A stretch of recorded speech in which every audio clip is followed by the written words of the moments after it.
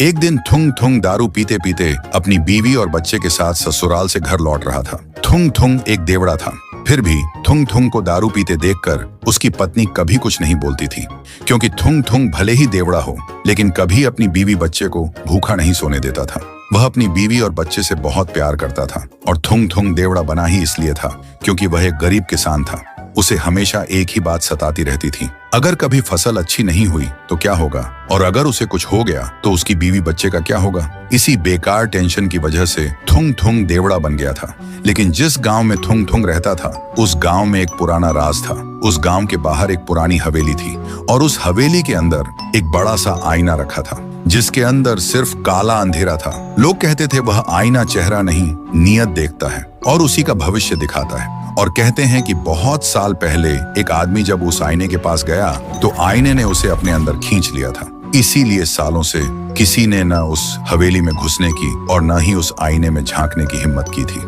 एक दिन थुंग थुंग उसी पुरानी हवेली के पास से अपने खेत की तरफ जा रहा था, तभी उसकी नजर उस हवेली पर पड़ गई। वह सोचने लगा, अगर ये आईना सिर्फ लोगों का भविष्य दिखाता है तो लोग इससे इतना डरते क्यों हैं? इसी सोच में वह धीरे धीरे हवेली के अंदर जाने लगा। लेकिन थुंग थुंग उस वक्त नशे में था, इसलिए उसे याद ही नहीं रहा कि वह आईना सिर्फ भविष्य नहीं बल्कि इंसान की नीयत भी देखता है। फिर वह हवेली के अंदर आकर चुपचाप उस अंधेरे आईने के सामने खड़ा हो गया और मन ही मन सोचा, बस इतनी सी दुआ है, मेरी मेहनत रंग ला जाए, मेरी बीवी बच्चे भूखे न सोए। और तभी आईने के अंदर उसका चेहरा नहीं दिखा बल्कि हरी हरी खेती लहरा रही थी, सुनहरी फसल हवा के साथ झूम रही थी और उसके घर से हंसी की आवाज आ रही थी। थुंग थुंग की आंखों में आंसू आ गए। वह बिना कुछ बोले आईने के सामने हाथ जोड़कर वहां से चला गया। पर यह सब गांव का एक चोर छुप कर देख रहा था।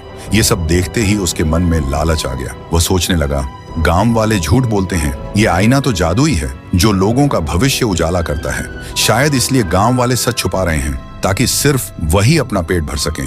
क्या पता मैं भी आईने के पास जाऊं और एक ही दिन में कोई बड़ा हाथ मार लूं। ये सोचकर वह चोर भी आईने के सामने जा खड़ा हुआ और बोला, बैंक लूटूंगा, दुनिया का सबसे अमीर आदमी बनूंगा और जिंदगी भर ऐश करूंगा। जैसे ही उसने बोलना खत्म किया, आईने के अंदर का अंधेरा हट गया और लोहे की जेल के अंदर वही चोर कैद दिखा। आईने के अंदर उसका भविष्य नहीं, उसकी सजा दिखी।